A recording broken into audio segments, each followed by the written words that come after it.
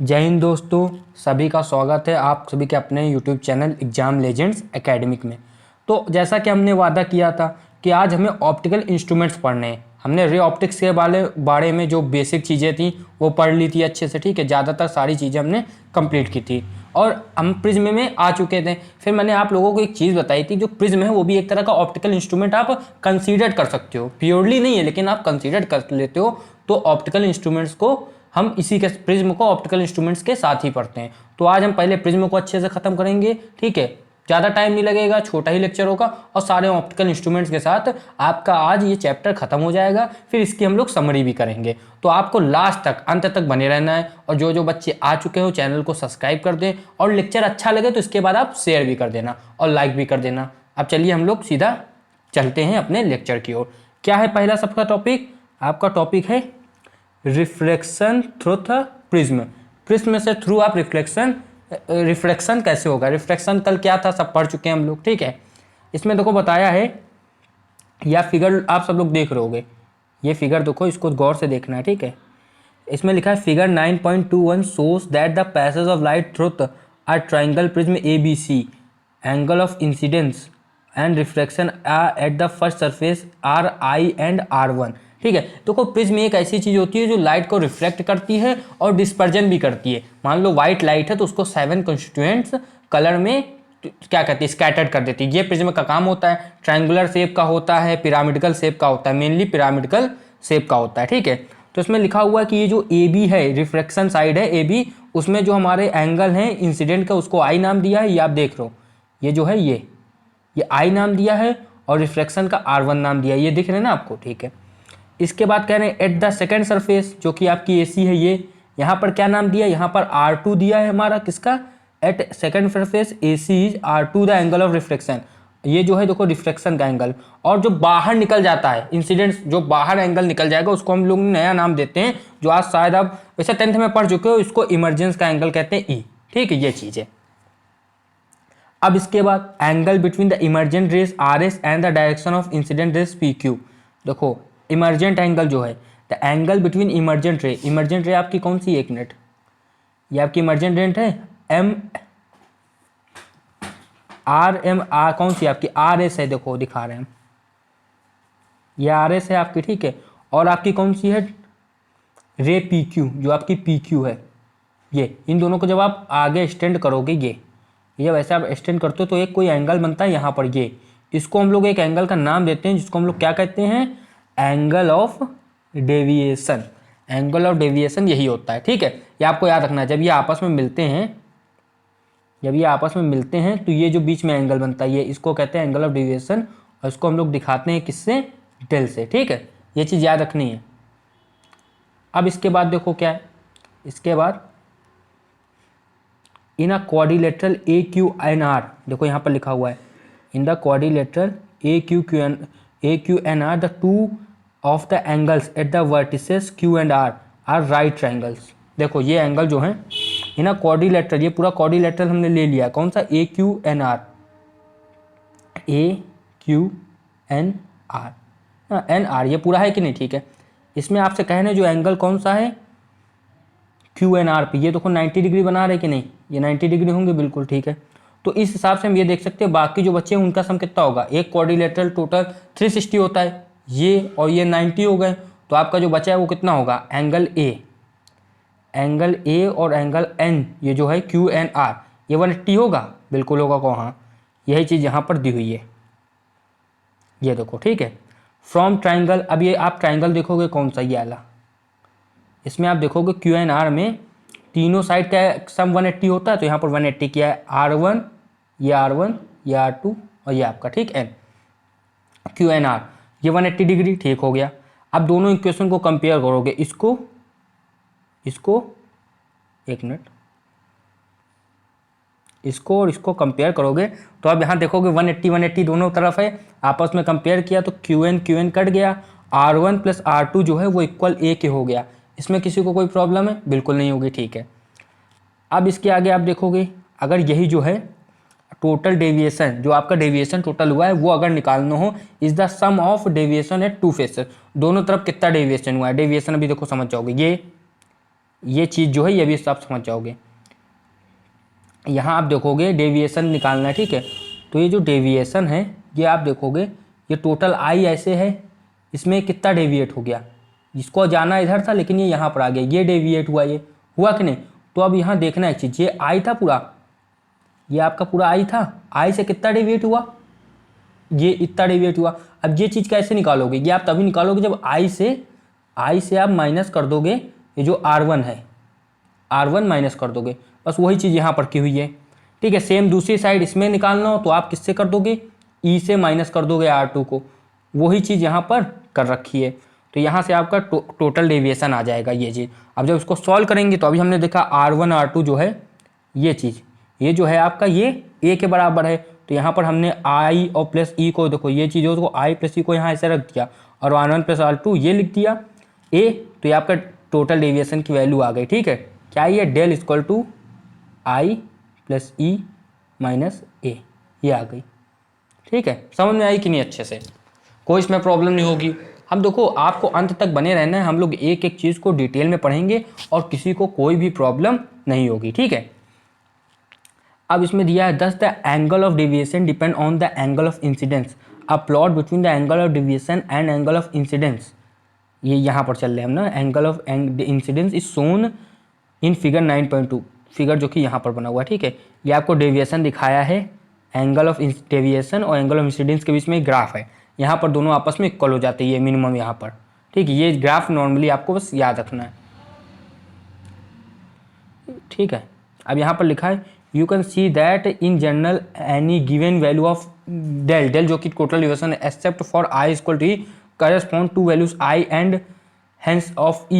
This is in fact expected from the symmetry I and E, that is del remains same if I and E, यानी कि जो आपका angle of incidence है symmetry से पता चल रहा है। देखो ये आपको सिमेट्री दिख रही होगी, यहाँ पर ये सिमेट्री दिख रही है कि नहीं, देखो इसमें यहाँ से अगर हम उल्टा पाथ चल दें तो कोई दिक्कत नहीं होगी, ठीक है। तो सिमेट्री से आप समझ सकते हो जो कि आपकी बहुत ज़्यादा इंपॉर्टेंट चीज़ है कि इसमें फिजिक्स में ज़्यादातर चीज़ें सिमेट्री के ऊपर बेस होती है, ठीक है। तो वहाँ से इन्होंने कहा है कि अगर हम दोनों को चेंज कर देंगे तो भी कोई फ़र्क नहीं पड़ेगा, ठीक है। ये यहाँ पर लिखा हुआ है, ये चीज़ इंपॉर्टेंट है एग्जाम्स के MCQs के पर्सपेक्टिव से।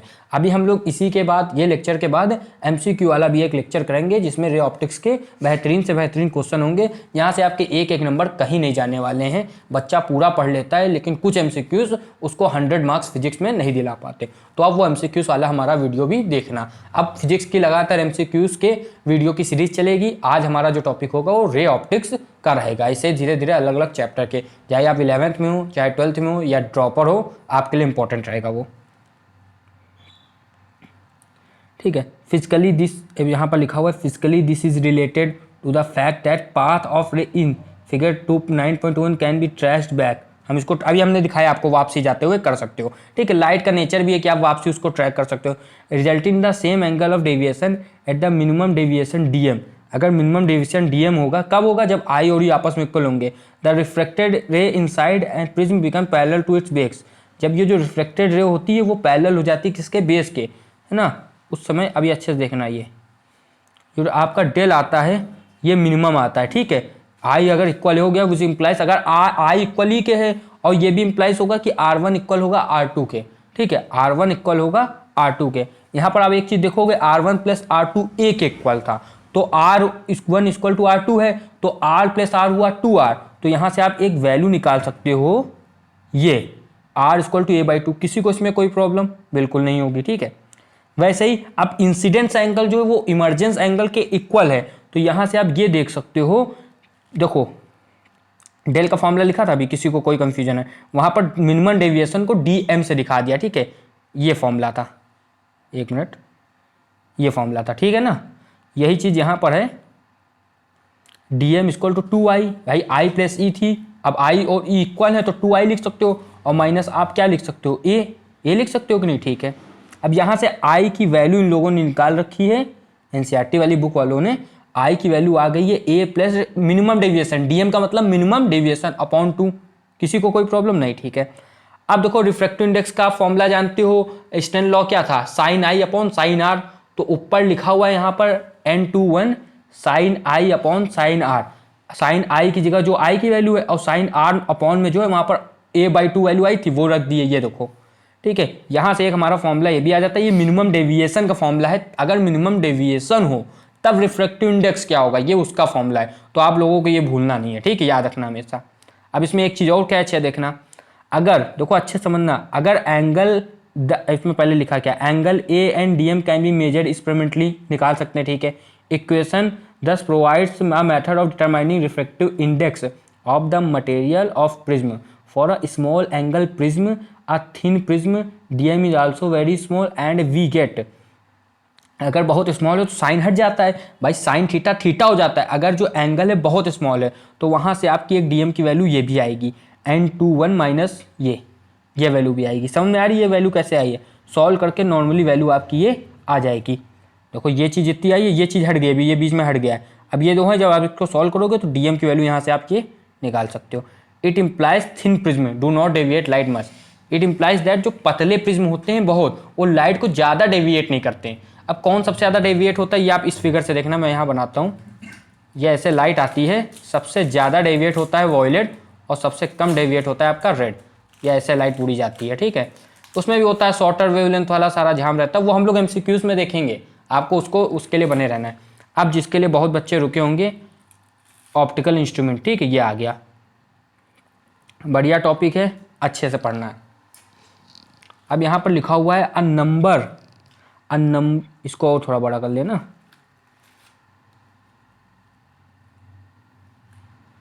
a number of optical device and instrument have been designed utilized reflecting and refracting properties of mirrors, lenses and prism. Periscope, kaleidoscope, binoculars, telescopes, microscopes are some example of optical devices and instruments that are common in use. ये उनके नाम है जो common in use हैं। हम मान सकते हैं आपने पेरिस्कोप या कैलेडोस्कोप को नाम ना सुना हो, क्योंकि आपके अभी भी सिलेबस में नहीं है, ना ही बाइनोकुलर्स के नाम सुना है। लेकिन जो सिलेबस में जिनका नाम भी 90% हर बच्चे ने सुना होगा, टेलीस्कोप, माइक्रोस्कोप, है ना, इन सबके नाम तो सुने हैं। और अभी हमने देखा क्या, प्रिज्म, इसको तो सब लोग फैमिलियर है 10th क्लास से ही, ठीक है। टेलीस्कोप, माइक्रोस्कोप आप क्लास 12th में पढ़ने वाले हो। बाकी पेरिस्कोप, क्लेडोस्कोप और बाइनोकुलर्स ये हम लोग बीएससी में हायर स्टडी में पढ़ते हैं, या फिर कोई बीएससी ऑनर लेगा तो उसमें वो ये चीज़ें पढ़ेगा, ठीक है। जिसको ज़्यादा इंटरेस्ट है वो इसमें मतलब बीएससी उसमें जा सकता है, या फिर आईआईटी में जब आप जाओगे, जब आप आप कौन सी फिजिक्स लोगे, हाँ एस्ट्रोफिजिक्स में जाओगे, तब ये सब चीज़ें आप काफ़ी डिटेल में पढ़ोगे, ठीक है। अगर आप ऐसा या इंजीनियरिंग फिजिक्स लोगे उसमें भी, ठीक है, उसमें ये सब डिवाइस कैसे बनते हैं ये सब बताया जाता है। अब यहाँ पर लिखा है our eyes of course one of the most important optical device the nature हैंड इंडोव्ड अस विद, मतलब ये कह बाकी सब डिवाइस तो है लेकिन सबसे भयंकर जो ऑप्टिकल इंस्ट्रूमेंट है वो हमारी आईज खुद है। इसमें लेंस लगा हुआ है, आप जानते हो कॉनकेव लेंस लगा होता है और अपने आप एडजस्ट कर लेता है, बाकी कोई लेंस नहीं, उनको हमको हाथ से पकड़ कर एडजस्ट करना पड़ता है, ठीक है। इंटेंसिटी आधे से ज़्यादा टेलीस्कोप, माइक्रोस्कोप मात खा जाते हैं इंटेंसिटी में, एबिरेशन में, है ना। एबिरेशन क्या होता है, क्रोमेटिक एबिरेशन, अभी सब आगे पढ़ेंगे। लेकिन अपनी आइज जो है वो अगर किसी की हेल्दी आई है तो ना वो कभी इन सब में प्रॉब्लम करेगी, ना क्रोमेटिक एबिरेशन होगा, ये सब अभी आगे बताएंगे क्या होता है, इन सब की प्रॉब्लम कभी भी उसे नहीं होगी, ठीक है। अब देखो हमको पढ़ना है माइक्रोस्कोप। अब माइक्रोस्कोप सबसे पहले आ गया, उसको देखते क्या है ये। इसमें लिखा है अ सिंपल मैग्नीफायर और माइक्रोस्कोप, इनके नाम है, ठीक है। Is converging lens of small focal length, figure 9.23 में भी हम लोग देखेंगे। In order to use such a lens as a microscope the lens is held near the object one focal length away और less and the eye is positioned close to the lens on the other side. The idea is to get an erect, magnified and virtual image of an object at a distance so that it can be viewed comfortably, that is 25 centimeter or more. If the object is at distance f, अगर वो distance f में रखा है नहीं कि focal length में, the image is at infinity. However, if the object at a distance slightly less, अगर slightly less रखा होगा तो आपका क्या होगा, then the focal length of the lens, the image is virtual, virtual होगी पहले तो पता ही है, and closer then infinity, infinity से क्लोजर होगी, वर्चुअल हो जाती है और इन्फिनिटी से थोड़ी पास आ जाती है, इन्फिनिटी में नहीं बनती, ठीक है। Although the closest comfortable distance for viewing the image is when it is at the near point of 25 centimeter. It causes some strain on the eye. Therefore, the image formed at infinity is often considered most suitable for viewing by the relaxed eye. We saw both cases, the first in figure 9.3 and the second in figure 9.23 and C. समझो, अब देखो ये आप समझे कि नहीं, कोई ना समझो अगर ये चीज़ तो आप फिगर से अभी समझ जाओगे। इन्होंने कहा है कि ये हमारा सिंपल माइक्रोस्कोप में एक लेंस होता है, ऑब्जेक्टिव लेंस इसको नाम आप कह सकते हो, या फिर लेंस जो नियर होता है आपके, किसके नियर होता है आपके, उसके क्या कहते हैं आई के, आँख के पास होता है। तो इसमें कह रहे हैं अगर हम लोग थोड़ा सा फोकल लेंथ के पहले रख देंगे ऑब्जेक्ट को, जैसे ये ऑब्जेक्ट है, तो इमेज जो है हमारी वो इन्फिनिटी से पहले बन जाएगी ना, इन्फिनिटी से पहले बन जाएगी, जिसको कहते हैं 25 सेंटीमीटर से भी पहले रख देना। तो क्या होगी, हमारी इमेज पहले बन जाएगी इन्फिनिटी से और आसान से हम देख सकते हैं। लेकिन दिक्कत इसमें ये होती है, आंखों में ये स्ट्रेन करता है, तो नॉर्मली लोग सजेस्ट करते हैं कि आप इन्फिनिटी में रखो, इसको रख दो यहाँ पर फोकल लेंथ में ही, ये फोकली में रखो, और ये आपकी इमेज इन्फिनिटी में बन रही है, वहीं पर आप देखो। ठीक है, ये नॉर्मल सी बात ये लोग सब लोग कहते हैं। ठीक, ये चीज़ है, दोनों फिगर में आपको ये चीज़ समझाया है। अब जो बी फिगर है, अगर किसी को नहीं समझ में आया तो ये बस ये चीज़ बता रहा है, देखो द एंगल, ये बी पढ़ रहे हैं ना हम लोग, चलो हम बता ही देते हैं। The angle subtended by object is same as that of the near point ना, तो एंगल सबटेंड है by the object is same as that at the near point. जो एंगल है ये सेम है ऑब्जेक्ट का नियर पॉइंट से। ठीक है, जो एच यहाँ पर ऑब्जेक्ट रखा है इसके लिए ये सेम है जो वहाँ से कंसीडर किया गया है, कहाँ से, इधर से, इस पॉइंट से, इस पॉइंट से, ये सेम ही है। ठीक है, ये वाला एंगल और ये इमेज के लिए एंगल सेम है। ठीक है, ये चीज़ बता रहे केवल, किसी को इसमें शायद ही कोई प्रॉब्लम हुई होगी। ठीक है, अब यहाँ पर हम लोग पढ़ना ये चीज़ समझ में आई ना, ये जितना जो पढ़ा वो मैंने आपको इसमें समझा दिया। The linear magnification for the image formed at near point D bye simple microscope can be obtained by using the relation आप सब लोग जानते हो, m इक्वल टू होता है v अपॉन यू, सभी को पता है। ठीक है, अब v को एज इट इज रख दिया, u की वैल्यू आप जानते हो, 1 अपॉन यू की वैल्यू क्या होती है, 1 अपॉन v। यहाँ पर देखो, यहाँ पर u की वैल्यू रखा है, 1 अपॉन यू की वैल्यू सब लोग जानते हैं, 1 upon v minus 1 upon f, ये रख सकते हैं ना, किसी को इसमें कोई प्रॉब्लम नहीं है, बिल्कुल नहीं। ठीक है, तो ये वैल्यू आराम से रख सकते हैं, वही यहाँ पर रखा, फिर इसको सॉल्व किया तो आपकी ये वैल्यू आ गई। ठीक है, now according to our sign convention v is negative, v भाई क्योंकि लेफ्ट साइड होता है तो निगेटिव होगा, यहाँ लिखा हुआ है v हमारा निगेटिव होगा। ठीक है, and is equal to the magnitude to d, अब d डिस्टेंस है ना, ये हम अभी बात कर रहे हैं जब इन्फिनिटी पे नहीं है, दस द मैग्निफिकेशन हमारा 1 प्लस d अपॉन f, और माइनस का है, याद रखना माइनस का v है। ठीक है, माइनस का v था, वैल्यू हमने रख दी पूरी, तो v प्लस का हो गया, इसलिए प्लस का d, ये मैग्निफिकेशन आपका बन गया। ठीक है, since d is about 20 centimetre to have a magnification of 6, कहना d अगर 25 सेंटीमीटर है तो अगर हमको मैग्निफिकेशन 6 का चाहिए तो f की वैल्यू 5 होनी चाहिए, क्योंकि यहाँ पर 25 अपॉन 5 आपका होगा 5 और 5 प्लस 1 6, ये चीज़ यहाँ बता रहे हैं। ये तो ऐसे एक तरह का क्वेश्चन कह दिया शायद तक। अब हमको ये देखना है, हाँ यहाँ now that m equal to, ये हम लोग पढ़ चुके हैं, ही हो, h डैश यानी हाइट ऑफ इमेज, और ही एच आई ही, और एच ओ हो यानी कि height of object. Note that m equal to h dash upon h where h is the size of object और h dash the size of image. ठीक है, this is also ratio of the angle subtended by the image to note subtended by the object if placed at the comfortable viewing, note that this is not the angle actually subtended by object at the eye with h which is h upon u. What a single lens simple magnifies, what a single lens simply magnifies achieves is that allows the object to be brought closer to the eye than d। ठीक है, अगर d से आगे लाया गया तो चीज़ क्या होगी, वही इनका बताने का मतलब है। कोई अगर कहीं कुछ कंफ्यूजन लाइन हो तो उसको छोड़ के आप थोड़ा आगे बढ़ो, समझ लो, अगर थोड़ा आगे बढ़ोगे तो आपको हर चीज़ समझ आएगी। जैसे अब ये नहीं समझ में आया, यहाँ देखो, वो नहीं समझ में आया, उसको छोड़ दो। We now find the magnification when the image is at infinity. In this case, we have to obtain the angular magnification. Suppose the object has a height h, ठीक है, मान लिया, the maximum angle it can subtend, है ना, जो क्या maximum angle subtend करेगा object से वो हमें बताना है। ठीक है, clearly visible without a lens is when it is near point when it is at near point that is a distance D the angle subtended is then, अगर वो नियर पॉइंट डी में है तो उसका एंगल कितना subtend होगा, tan theta h upon D. ये हो सकता है कि नहीं, ठीक है, किसी को नहीं समझ में आया अभी देखना। ये जो एंगल है ये जो ऑब्जेक्ट रखा उसके पास से बता रहे हैं, ये एंगल थीटा करेगा, थीटा डॉट यानी कि ओ ऑब्जेक्ट के लिए, यहाँ पर डी और यहाँ पर ये एच, यही चीज़ यहाँ पर इन्होंने कहा है tan थीटा ओ की वैल्यू हो सकती है, तो बिल्कुल हो सकती है, इसमें क्या प्रॉब्लम है किसी को। अब इसमें लिखा है we now find the angle subtended at the eye by the image when the object is at U from the relation हम लोग को पता है H dash upon H equal होता है M equal to V upon U. H तो हमने बता ही दिया, एच डैश सब क्या है, वी इमेज डिस्टेंस होती है और यू ऑब्जेक्ट डिस्टेंस होता है ना। अब ये हमारे पास एक रिलेशन ये भी आ गया, देखो ये रिलेशन कैसे बना, किसी को अगर इसमें प्रॉब्लम है, tan थीटा आई जो है वो H dash upon minus V हो सकता है कि नहीं, आराम से, किसी को नहीं समझ में आया अभी आएगा समझ में। यहाँ पर देखो ये जो इधर बनेगा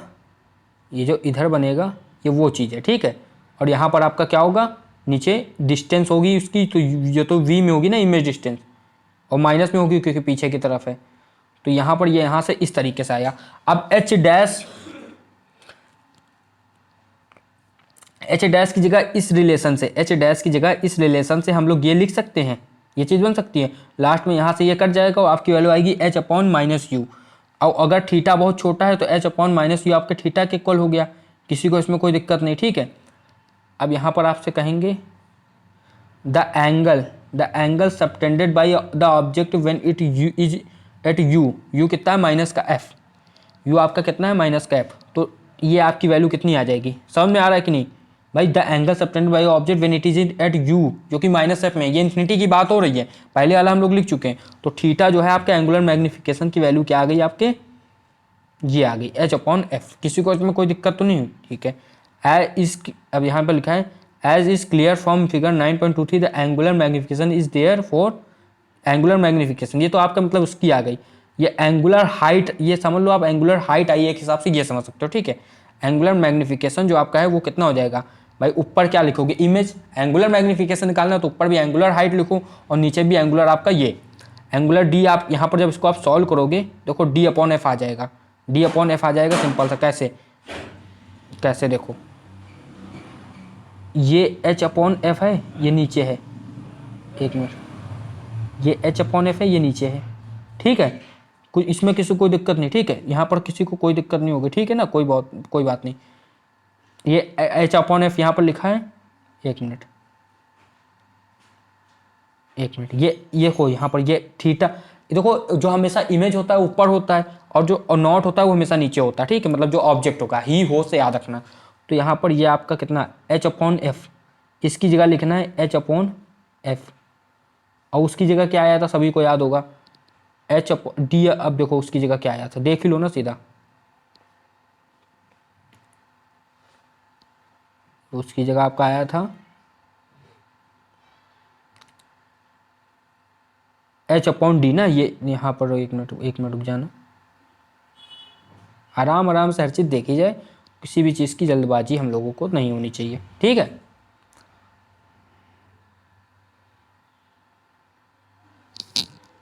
हाँ ये एच अपॉन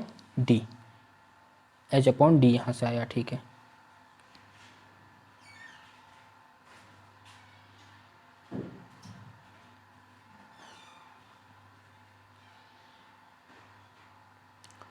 तो यहाँ पर आपकी वैल्यू क्या आ जाएगी, देखो ये डी आपको कैसे आया, यहाँ पर आपका पहले इसकी value H upon I F, ठीक है, और उसमें क्या था आपका डी अपॉन एफ ना, डी अपॉन आपका क्या था एच।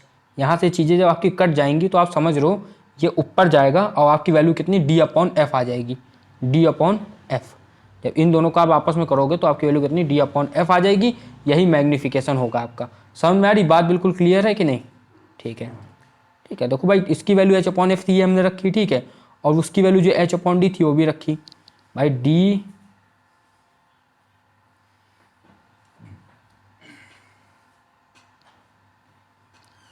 इसकी वैल्यू कितनी थी, डी एच अपॉन एफ थी, ये एच अपॉन एफ हुआ यहाँ पर, ये चीज़ हुई, और जो ऊपर वैल्यू आई थी वो एच अपॉन डी थी, ठीक है। जब हमने सॉल्व किया तो ये जो डी था ये ऊपर चला गया, एच से एच कट गया, तो डी अपॉन एफ जो थे ये वैल्यू आ गई। ठीक है, ये आपको याद रखना है, ये वैल्यू आपको याद रखना है। ठीक है,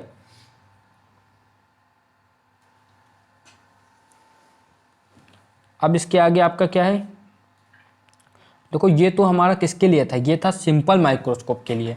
अब सिंपल माइक्रोस्कोप के बाद पता चला कि ज़्यादा बड़ी इमेज नहीं दे पा रहा है, इसमें लिखा हुआ है देखो, this is 1 less than the magnification when the image is at near. ये तो लिखा है, लेस है, ऊपर वाले से तो दिख रहा है। देखो भाई ये जो मैग्निफिकेशन पहले आया तो उससे 1 लेस है, ठीक है, भी पता चल रहा है। अब मतलब लेकिन ये कि आंखों का आराम तो देता है, लेकिन अब ये माइक्रोस्कोप सिंपल था, अब इससे अच्छा वाला आएगा। But the viewing is more comfortable and the difference in magnification is usually small. ठीक है, चल सकता है। In subsequent discussion of a optical instrument microscope and telescope we shall assume the image to be at infinity. Image हमको जो है ज़्यादातर infinity में मान लेनी पड़ती है। ठीक है, अब यहाँ पर देखो ये जो आता है ये माइक्रोस्कोप, इसमें क्या है, इसमें एक ऑब्जेक्टिव होता है ये, ठीक है, जैसे उसमें पहले था। फिर इसमें एक आई पीस हो जाता है जो आंखों के पास होता है। ठीक है, एक आई पीस आ जाता है जो आपकी आंखों के पास ही होता है। ठीक है, अब यहां पर देखना, यहां पर जो आपका रे डायग्राम है for the formation of image, ये देखो कैसे क्या हुआ अभी समझ में आएगा। एक मिनट, ये देखो यहाँ पर एक रख दिया गया ऑब्जेक्ट, यहाँ पर इसकी इमेज बनी है कहीं इधर पर जाके, ये इमेज कहीं इधर पर बनी जाके, और वापसी फिर ये इमेज बनेगी, और यहाँ पर ये इस तरह से यहाँ पर ये इमेज जो है बनेगी ऐसे यहाँ पर। तो ये दो लेंस का यूज़ करके इमेज बहुत बड़ी बन जाती है। ठीक है, पहले वाला जो लेंस है इसको ऑब्जेक्टिव कहते हैं, इसको आई पीस कहते हैं, ये आई के पास होता है इसलिए इसको आई पीस देना कहना। ठीक है, अभी जो ऑब्जेक्ट रखा है ये एक एंगल बनाता है, ये बी होता है। ठीक है, आपको याद रखना है, बीटा होता है एंगल।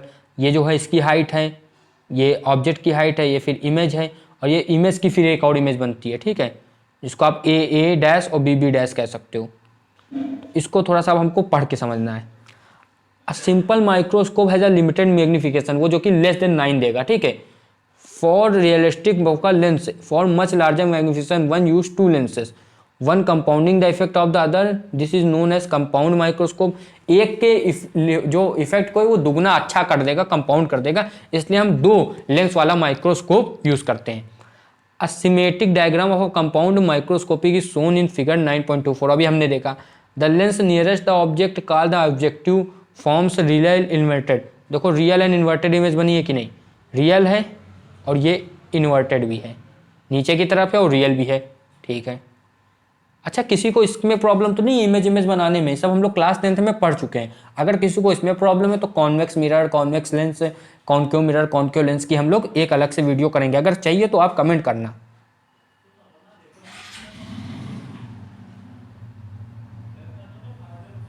ठीक है, अब इसमें लिखा हुआ है the lens nearest object called objective forms real inverted magnifying image of the object, ये हमने देखा। This serves as the object for the second lens. अब ये एक जो बनाया इसने ना इमेज, वे सर्व कर देगा सेकंड लेंस को, मतलब जो दे देगा कि आप अपना आगे तुम संभालो।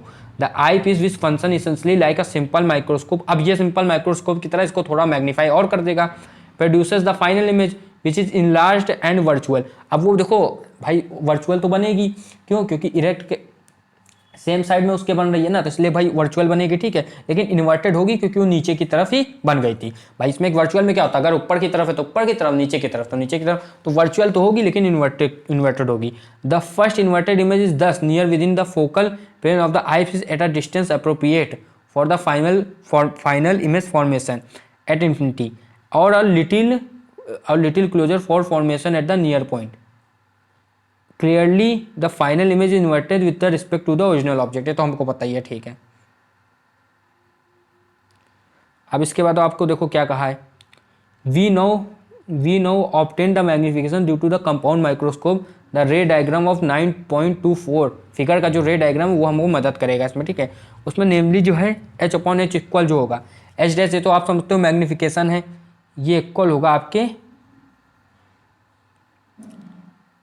जो मैग्निफिकेशन है ऑब्जेक्ट वाले लेंस का H'/H का, इसको हम लोग L/F लिख सकते हैं। अब ये L कहाँ है, यहाँ पर क्या है ये आप समझ लेना।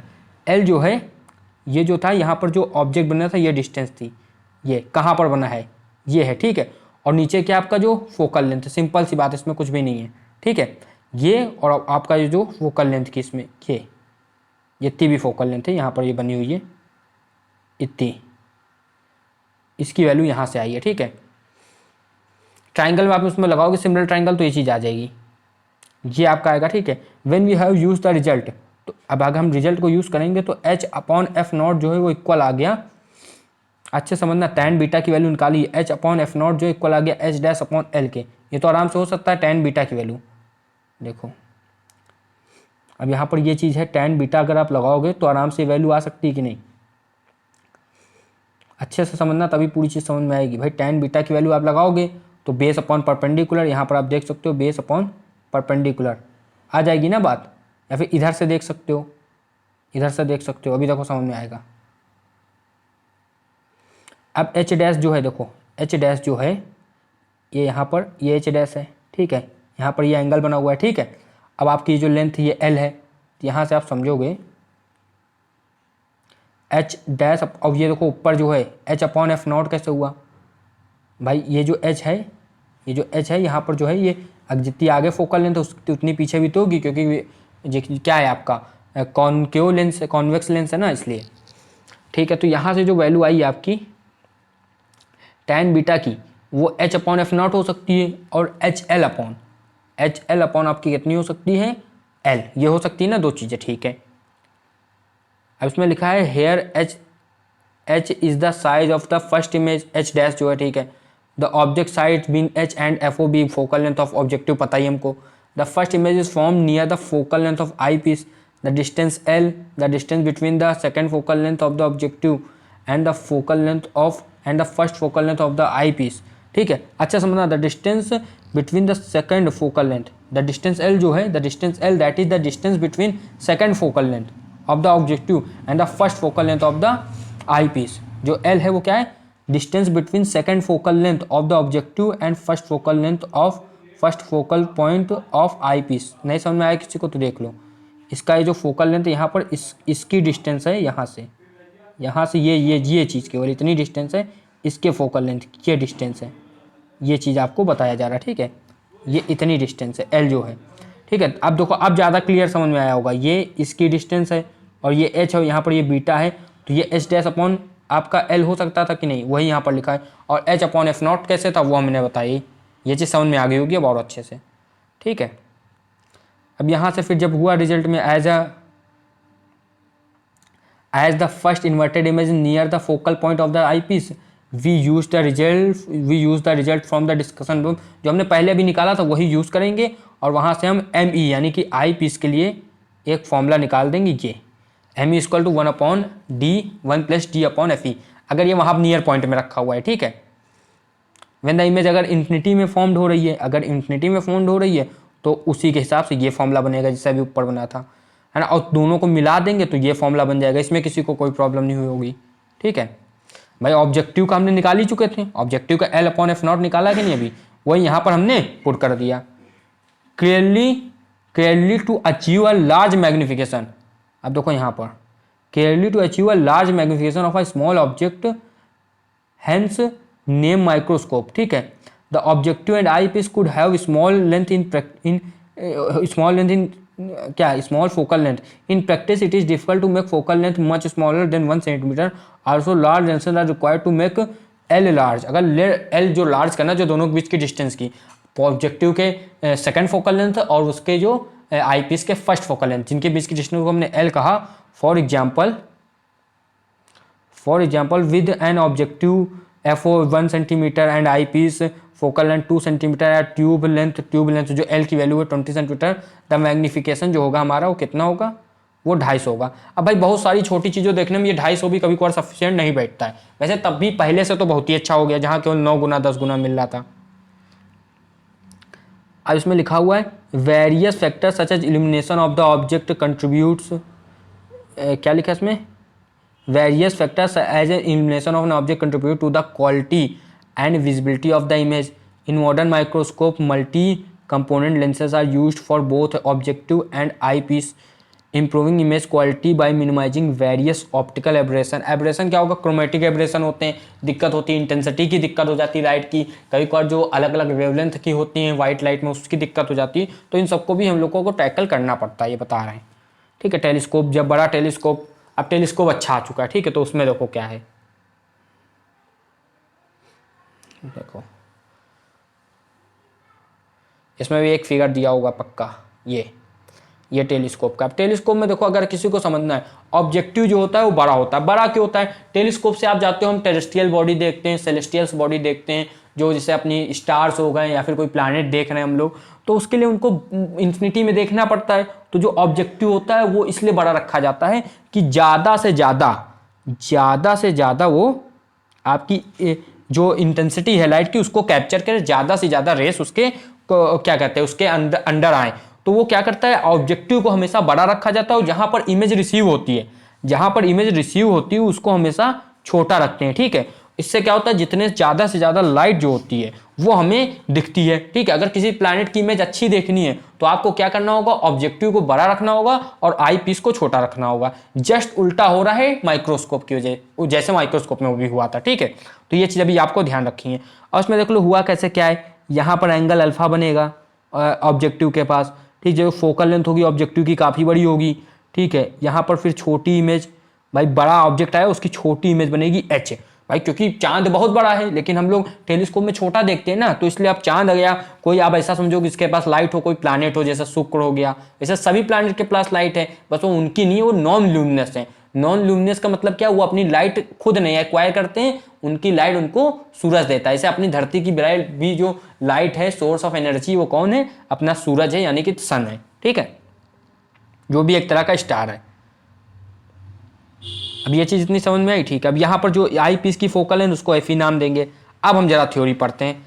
सबसे अच्छा होता है जितना डायग्राम दिया हो उससे पहले समझ लो। अब इसमें लिखा हुआ है the telescope is used to provide angular magnification of a distant object. Distant objects वो हैं जो बहुत दूर हैं, जैसे चांद, सूरज, ये सब। ठीक है, it is also has an objective and eyepiece. ठीक है, इसके पास भी ये बताना है जैसे माइक्रोस्कोप था, but here the objective has large focal length, अभी हमने बात कर ली है, has a large focal length and much larger aperture than the eyepiece. Light from the distant object enter the objective and real image is formed in the tube and its second focal length the eyepiece, है ना, second focal length में image बनेगी किसके, objective के। The eyepiece magnifies this image and produces the final inverted image. The magnifying power m is the ratio of angle b subtend at angle by final image to the angle a which object subtends at the lens or the eye. Hence अब यहाँ देखो, ये तो हमने पढ़ लिया। अब ये क्या चीज़ इसमें बता रहे, देखो ये यहाँ पर आया, यहाँ पर ये आया। अब इसको थोड़ा और अच्छे से डिटेल में देखना है तो क्या होता है भाई, जो अपना आई पीस लगा हुआ है वो थोड़ा सा इमेज को और बड़ा कर देगा। ठीक है, यहाँ पर कहीं इमेज बनेगी। ठीक है, चलो कोई बात नहीं। अब यहाँ पर जो एंगल था ये याद रखना, यहाँ पर अल्फा बनता है ऑब्जेक्टिव पास, और यहाँ पर ये बीटा हमने माना है इस एंगल को। ठीक है, यहाँ पर अल्फा माना है। ठीक है, अब यहाँ पर ये कुछ चीज़ कहे ना उसको गौर से समझना। ठीक, ये सब मेन चीज़ आ गई है। अभी करें यहाँ देखना, the magnifying power m is the ratio of angle b subtend at the eye by final image to the angle a which the objective subtends at the angle the object subtends at the lens और the eye. Hence जो magnification है वो कितना होगा, अच्छे समझना। Magnification है, किसी को अभी ना समझ में तो आएगा। मैग्निफिकेशन जो होगा वो b upon beta upon alpha होगा। अब यहाँ पर एंगुलर मैग्निफिकेशन ही है मेनली, है ना। अब देखो ऊपर दिया हुआ भी, किसी को डाउट है तो देखो एंगुलर मैग्निफिकेशन। अब यहाँ पर ये कहने बीटा अपॉन अल्फा होगा। बीटा किसके लिए है, बीटा है आपका किसके लिए, आपका ऑब्जेक्टिव के लिए, बोला वो आपके आई पीस के लिए। और जो ये है आपका किसके लिए है, ये आपका हो गया उसके लिए, बीटा आपका हो गया ऑब्जेक्टिव के लिए।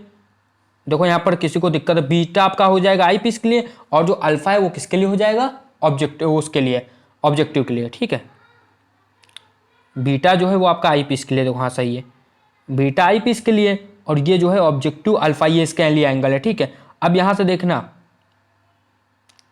बीटा अपॉन अल्फा लिखा है। ठीक है, बीटा की वैल्यू एच अपॉन एफ ई, किसी को अगर डाउट है तो देख लो, एच अपॉन एफ ई किसी को अगर डाउट है कैसे आई है भाई, ये एफ ई होगा, ये एच होगा, और यहाँ पर ये एंगल है, ये एंगल है यहाँ पर, ये बीटा, ये एंगल है यहाँ पर बीटा। इसी के हिसाब से आइए, अगर तुम तो उसको थोड़ा ऐसे देख लोगे, ठीक है, यहाँ से आइए तो यहाँ से सिंपल सा आप समझ सकते हो एच अपॉन एफ ई कहाँ से आई।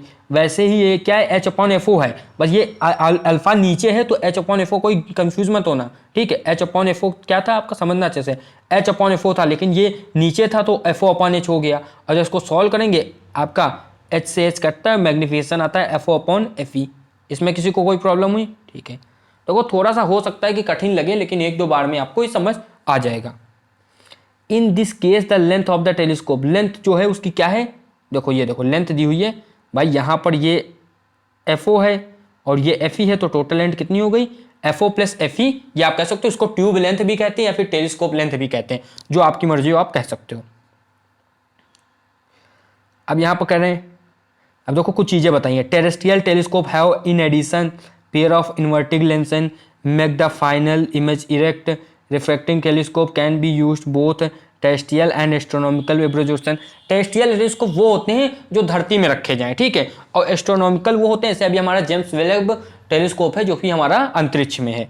फॉर एग्जाम्पल रिफ्रैक्टिंग टेलीस्कोप दोनों तरह यूज होते हैं। For example consider a telescope whose objective has a focal length of 100 centimetre and eyepiece of focal length. देख लो अंतर कितना है, फोकल लेंथ जो है उसकी 100 सेंटीमीटर है, किसकी, आई पीस की, किसकी, आपके ऑब्जेक्टिव की, है ना, ऑब्जेक्टिव बहुत बड़ा है, और उसकी फोकल लेंथ कितनी है आई पीस की, 1 सेंटीमीटर। तो दोनों में काफ़ी बड़ा अंतर है। The magnifying power of the telescope is, अब मैग्नीफाइंग पावर निकालना है तो 100/1 रख दोगे, आराम से आ जाएगी। इसीलिए हमने इस फॉर्म में निकाला, F O upon F E के फॉर्म में लास्ट में आया। अब ये तो सबको याद भी हो जाएगा। ये इसमें तो ये बताया है कि अगर 1 मिनट सप्रेशन हो, इतनी कोई इंपॉर्टेंट चीज़ नहीं है। अब यहाँ पर लिखा हुआ है the main consideration with an astronomical telescope are its light gathering power and its resolution gathering power and its resolution or resolving power. The former clearly depends on the area of the objective. With larger diameter, fainter object can be observed. The resolving power or the ability to observe two objects distinctly which are very nearly the same direction also depend on the diameter of the objective. So the desirable aim in optical telescope is to make them with an objective of large diameter. The largest lens objective used in a diameter 40 inch, 40 inch यानी कि इसका 1 metre लगभग होगा, 1.02 metre. It is the Yerkes objective in Wisconsin USA. ये बता रहे कि मतलब जितना बड़ा, देखो इसमें पहले ये बताया कि जितना बड़ा टेलीस्कोप का लेंस होगा उतना ही बढ़िया है, लेकिन ज़्यादा बड़ा भी नहीं बना सकते, उसकी भी दिक्कतें आएंगी। तो इन्होंने कहा है कि अभी ये क्या, द लार्जेस्ट लेंस ऑब्जेक्टिव, जो लार्जेस्ट लेंस ऑब्जेक्टिव टेलीस्कोप है वो आपका 40 इंच का कहाँ पर है, यक्स ऑब्जेक्ट्री विस्कॉन्सिन आपका यूएसए में है। सच, अब देखो यहाँ पर कुछ चीज़ें लिखी हैं। Such big lenses tends to be very heavy and therefore difficult to make and support by their edges. Further it is rather too difficult and expensive to make. भाई पैसे भी बहुत लगेंगे इतना बड़ा बनाने में। सच लार्ज साइज लेंसेज, इसमें कमियां बताना है इस टेलीस्कोप की, रिफ्रैक्टिंग टेलीस्कोप की। This form images that are free from any kind of chromatic aberration. अब लेंस क्या होता है, लेंस जो होता है वो रिफ्लेक्शन करता है। अब जब वो रिफ्लेक्शन करता है तो क्या करता है, वो लाइटों को डाइवर्स कर देता है, उनको कलर में काटने लगता है। तो ये दिक्कत है, इसको कहते हैं क्रोमेटिक एब्रेशन, ठीक है। उनकी इंटेंसिटी भी कम होती है क्योंकि जो लेंस होता है वो ऑब्जर्व कर लेता है ना, एब्जॉर्व कर लेता है लाइट को कुछ ज्यादा ही, और डिस्टॉर्ट इमेज बनाता है। मान लो चांद की इमेज देख रहे हैं तो हमको बेकार चांद दिखेगा, ठीक है, या फिर बहुत अच्छा नहीं दिखेगा, ये आप कह सकते हो। फॉर दीज रीजन्स, अब देखो जहां दिक्कतें आती हैं वहां को नया खोजना पड़ता है। Modern telescope use concave mirror rather than a lens for objective. अब जो मॉडर्न है वो टेलीस्कोप नहीं यूज, वो कॉन्केव मिरर यूज करते हैं कॉन्वेक्स लेंस की जगह। Telescope with mirror objective are called reflecting telescope. ये नए टेलीस्कोप है, सबसे ज़्यादा यही यूज होते हैं। There is no chromatic aberration in a mirror, लेकिन इसके न्यूमेरिकल्स आपके सिलेबस में ज़्यादा नहीं है, ठीक है। न्यूमेरिकल्स क्या, बस इसका कॉन्सेप्ट ही है। Mechanical support is much less than a problem, इसमें क्योंकि सिंगल मिरर होता है ना, problem since a mirror weight much less than एक लेंस से तो कम ही होता है। And can be supported over entire back surface not just over its rim. One obvious problem है ना, one obvious problem in a reflecting telescope is that objective mirror focus light inside, ठीक है। तो उसका भी लेकिन जुगाड़ ढूंढ लिया इन द टेलीस्कोप। तो ये लोग करते क्या है, देखो यहाँ पर अच्छे समझना, ये डायग्राम अच्छे समझ जाना भाई। देखो ये आपका जो है ये कॉन्केव मिरर लगा हुआ है, ये आपका कॉन्क्यू, ये रिफ्लेक्टिंग सरफेस ये है, इसमें कोई कंफ्यूजन होना है, ये रिफ्लेक्टिंग सरफेस है।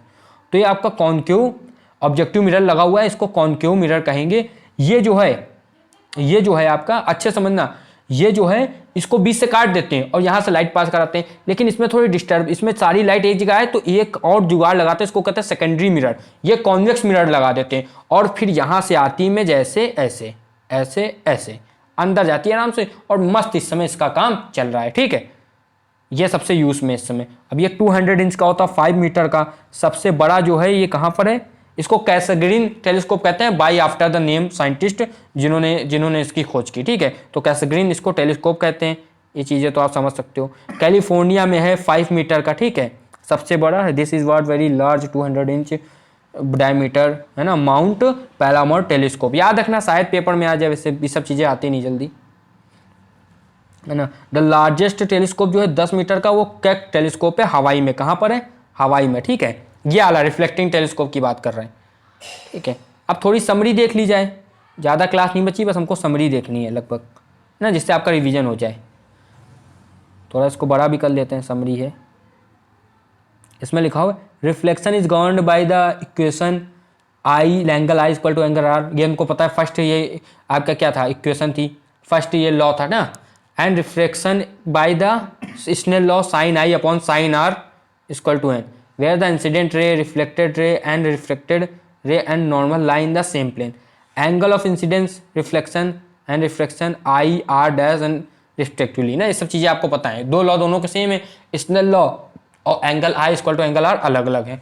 दो लॉ है तो नॉर्मल सी चीज़ है। क्रिटिकल एंगल क्या होता है, क्रिटिकल एंगल वो होता है the critical angle of incidence for any ray incident from denser to rare. अगर डेंसर टू रेयर में जा रहे हो, is that angle for which angle of reflection 90, जिसके लिए एंगल ऑफ रिफ्लेक्शन 90 हो जाए। अगर क्रिटिकल एंगल से भी ज़्यादा हो जाए आपका, क्रिटिकल एंगल मतलब इंसिडेंस एंगल जो है क्रिटिकल एंगल से भी ज़्यादा हो जाए, तब एक फिनोमेनन होता है जिसका नाम है टोटल इंटरनल रिफ्लेक्शन, ठीक है। ये तो सबको पता ही है। डायमंड के लिए कितना होता है, multiple internal reflection in diamond, जिसमें IC की वैल्यू क्या होती है 24.4 डिग्री, IC यानी कि क्रिटिकल एंगल की। Total reflecting prism and mirage. Mirage आप सब जानते हो, जब कहीं रेगिस्तान में जाते हो तो आपको पानी दिखता है लेकिन वहाँ होता नहीं है, ठीक है, इसको मृग तृष्णा भी कहते हैं। तो वो चीज़ क्या होती है, वो भी आपका टोटल इंटरनल रिफ्लेक्शन की वजह से ही होता है। वहाँ पानी होता नहीं, जब आप दूर से आपको पानी दिखता है। और वो किस वजह से होता है, क्योंकि जो वहाँ पर रेत होती है वो चमकीली होती है, उसमें टोटल इंटरनल रिफ्लेक्शन होता है। किसकी वजह से होता है, क्रिटिकल एंगल से ज़्यादा इंसिडेंस एंगल होने की वजह से होता है। वो वहाँ जब जाते हैं लोग, वहाँ पानी नहीं मिलता, क्योंकि जब आप पास जाते हो तब टोटल इंटरनल रिफ्लेक्शन नहीं हो रहा होता। अगर हो रहा होता तो वहाँ तब भी पानी टाइप का दिखता आपको, लेकिन वो होता ही नहीं है। वो एक एंगल से ही, एक दूरी से ही दिखता है टोटल इंटरनल रिफ्लेक्शन। अब देखो, ऑप्टिकल फाइबर में यूज़ किया जाते हैं। आजकल ज़्यादातर लोग वाईफाई का यूज़ कर रहे हैं, तो ऑप्टिकल फाइबर जो होते हैं वो लाइट का यूज़ करके टोटल इंटरनल रिफ्लेक्शन करते हैं। अब ये कैसे डिटेल में करते हैं, ये अब आपकी हायर स्टडीज़ में, तो उससे भी आपका क्या इसका यूज़ होता है इंटरनल रिफ्लेक्शन का। अब ये क्या, अब देखो ये लिखा है Cartesian sign convention, distance measured in the same direction as the incident light are positive. जो उनके डायरेक्शन में मेजर करेंगे वो पॉजिटिव होते हैं, जहाँ पर इंसिडेंट की गई light. Those measure in opposite direction are negative, पता ही है। All distance are measure from pole, पता ही है। ऑप्टिक सेंटर अगर लेंस है तो ना, on the principal axis. The height measured upward positive होता है, एक्स एक्सिस की और डाउनवर्ड नेगेटिव होता है, मतलब अपवर्ड, हाँ ठीक है ना। यहाँ पर lens are taken as positive, the height measure downward is negative, ठीक है। अब यहाँ पर ये मिरर फॉर्मूला सबको ही पता है क्या है, 1+u+1/u + 1/v, है ना, इक्वल टू 1/f। ये u क्या है आपका, इमेज डिस्टेंस, ये ऑब्जेक्ट डिस्टेंस, और ये फोकल लेंथ, ये सब तो लिखा ही हुआ है। प्रिज्म का ये फॉर्मूला सबको याद ही है, मिनिमम के लिए लिखाया था, अभी हमने बात की। For a refraction through the spherical interface from medium 1 to 2, refraction आपका n1 एंड n2, है ना। इसके लिए एक ये आया था, ये किसमें फॉर्म में आया था, ये आपके रिफ्रैक्टिव इंडेक्स के फॉर्म में आया था, इसको याद करना है। थिन लेंस फॉर्मूला इसी से निकलता है, ये आता है, याद रखना है आपको। लेंस मेकर फॉर्मूला भी याद रखना, सब डेराइव हो चुका है, पहली क्लास इससे देख लेना। अगर किसी को लग रहा है कि ये तो कि टीचर कुछ बता ही नहीं रहे, भाग रहे, तो भाई इसका पहला लेक्चर देखो, उसमें सब डेरिवेशन हुआ है। आज तो केवल रिवीजन हो रहा है, बाकी आज का मेन लेक्चर किसके लिए था, इंस्ट्रूमेंट्स के लिए, सारे हो चुके हैं, आज तो बस रिवीजन हो रहा है। अब यहाँ लिखा है R1 और R2 are the radii of the curvature of lens surfaces, F is positive for converging lens, F is negative for diverging lens, सबको पता है, ठीक है। और पावर की वैल्यू होती है 1/f, ये यहाँ पर लिखी हुई है। The SI unit of power of lens is dioptre या फिर 1 metre inverse. If several thin lenses focal length हो तो उनको आपस में ऐड कर देते हैं, ये भी बात कर चुके हैं।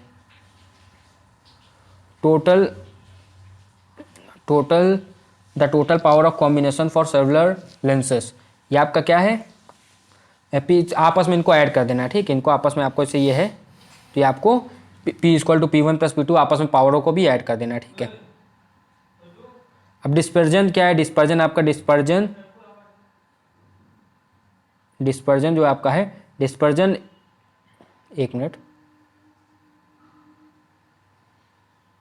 Dispersion is the splitting of light into its constituents colour, ये तो सबको याद ही रखना है, ठीक है। अब इसके बाद क्या है, अब ये आपसे कह रहे हैं मैग्नीफाइंग ना, मैग्नीफाइंग पावर क्या होती है, जिसकी बात की गई है, तो ये अच्छे से देखना है। मैग्नीफाइंग पावर ये हम लोग पढ़ ही चुके हैं, क्या किसके लिए दी है, माइक्रोस्कोप के लिए, जिसके लिए भी दी गई है, ये तो इसका फॉर्मूला पढ़ ही चुके हैं ना। मैग्निफिकेशन आई पी, सो उसका क्या होगा, आपस में ऐड कर देते हैं, ये चीज़ें तो हो चुकी है, अभी जब तुरंत पढ़ा तो उसका रिविजन करने का क्या हो। मैग्नीफाइंग पावर ऑफ टेलीस्कोप, ये भी लिखी हुई यहाँ पर, अभी जस्ट पढ़ के आए, ये होती है, वो माइक्रोस्कोप के लिए था, माइक्रोस्कोप के लिए। कुछ पॉइंट्स रिफ्लेक्स याद रखना है, क्या पॉइंट है ये, देखिए जरा सा। Laws of reflection are true for all surfaces, ये सब चीज़ें पता है। The real image of an object, the real image of an object between F and 2f from a convex lens can be seen on screen present image location, ये सब चीज़ें आप लोग पढ़ सकते हो, ठीक है। ये तो एक तरह की एक्सरसाइज के तरीके। अब देखो ये एक्सरसाइज आ गई, अब आपको ये बताना है कि कितनी एक्सरसाइज है, आपको पूरी एक्सरसाइज हमें करानी है या फिर आप लोग अपने डाउट पूछोगे उसके लेक्चर बनाएंगे। टोटल इसमें कितने क्वेश्चन हैं आपके हैं, देखना पड़ेगा, 31 तक क्वेश्चन है, ठीक है। तो अगर चाहिए होगा तो हम इसके लेक्चर भी आपको बना देंगे, या फिर कल से हम क्या करेंगे, अभी जो वो आने वाला है एमसीक्यूज जो बहुत इंपॉर्टेंट है, आप क्वेश्चन सॉल्व कर लेते हो, 5 नंबर के क्वेश्चन सॉल्व कर लेते हो, लेकिन अगर आपसे कोई कह दे कि भैया ये कोई नॉर्मल सा क्वेश्चन पूछ दे, ठीक है, कोई एमसीक्यूज टाइप का 1 नंबर का, तो आप उसमें लटक जाते हो। और यही क्लास 12th में होता है, बहुत बच्चे 100 में 100 मार्क्स नहीं ला पाते हैं, उनको सब कुछ तैयार होता है, ठीक है, उनको सब कुछ तैयार होता है, बस वो किससे मात खा जाते हैं, वो मात खा जाते हैं एमसीक्यूज वाले क्वेश्चन से, कुछ ऑब्जेक्टिव क्वेश्चन से, कुछ केवल क्या कहते हैं थ्योरेटिकल क्वेश्चन से, मतलब जिनका आंसर फिक्स है, तो उनसे मात आप ना खाएं और अच्छे तैयारी करें। उसके लिए आपको कुछ नहीं करना है, इसका QR जो इसको स्कैन कर लेना, अच्छे से इसकी तैयारी करना, कोई भी इसमें वो नहीं है, ठीक है। एमसीक्यूज का भी लेक्चर हम लोग डाल देंगे, तो उसको भी आप लोगों को पढ़ लेना है। ऐसे ही पढ़ाई करते रहिए, चैनल को लाइक शेयर सब्सक्राइब जरूर कर देना, ठीक है। और आपको क्या, अगर 9th 10th 11th का आपको कोई भी सब्जेक्ट देखना हो, 9th 10th 11th 12th का, कोई आपके घर में बच्चा हो, या फिर 12th में किसी को केमिस्ट्री देखना हो, तो हमारे चैनल एग्जाम लेजेंड्स एकेडमिक को चेकआउट करें। आपको अच्छे लेक्चर सब मिलेंगे, ए क्वालिटी के मिलेंगे, आपको बस जाके हमारे चैनल में चेकआउट करना है, देखना है, आपको जो पसंद आए आप देख सकते हो। क्लास 12th वालों के लिए भी बता दें, काफ़ी लेक्चर्स क्लास 12th के पढ़ेंगे, तो आप लोग कहीं मत जाना। रे ऑप्टिक्स के बाद हमको वेव ऑप्टिक्स भी डालनी है, अभी आगे पीछे आप समझ सकते हो, थोड़ा एक तो हो जाता है। वैसे रे ऑप्टिक्स के बाद मुझे ऐसा लगता है ना पर्सनली कि रे ऑप्टिक्स के बाद वेव ऑप्टिक्स पढ़ने का अलग मजा है। आप पहले पार्टिकल नेचर समझो, क्यों, क्योंकि क्लास 10th में हमको पार्टिकल नेचर बताया गया, वेव नेचर पढ़ा था क्या आपने, और फिर सीधा वेव के बाद पार्टिकल पढ़ोगे तो थोड़ा कंफ्यूज हो गए, ये मतलब मेरा मानना है। इसलिए पार्टिकल के बाद वेव नेचर ज़्यादा अच्छी चीज़ है, उसके बाद सीधा dual nature of light, dual nature of matter on wave, ये भी हम पढ़ेंगे। तो आप तो इसी के साथ मैं अलविदा रहता हूँ, सब लोग पढ़ाई करते रहिए, जय हिंद।